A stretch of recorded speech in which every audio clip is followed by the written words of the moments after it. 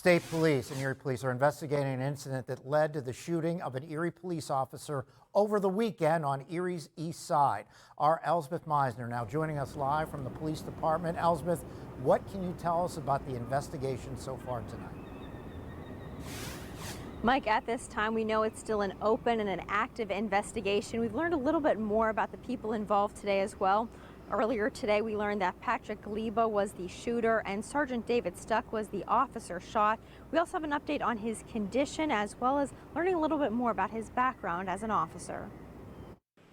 Just a day after an Erie police officer was shot in East Erie, State and Erie Police are working together to find out what happened. Third-party law enforcement agencies are often requested to investigate uses of deadly force by other departments for reasons of transparency.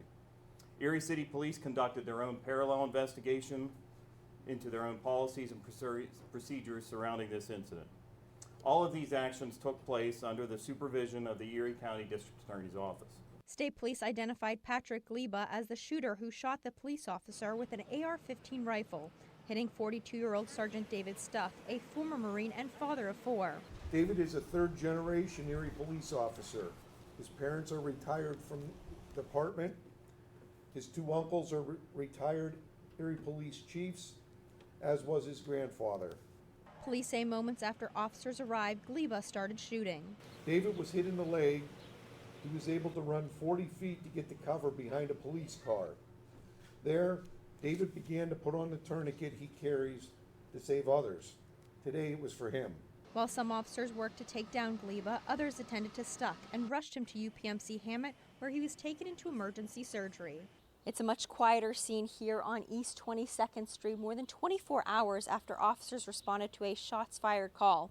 While there's still a lot of questions that remain, we do have an update on how the officer is recovering. Last night, while David was in the hospital and alert, he wrote a note and it said, "I am not leaving the street." We wish David a quick recovery.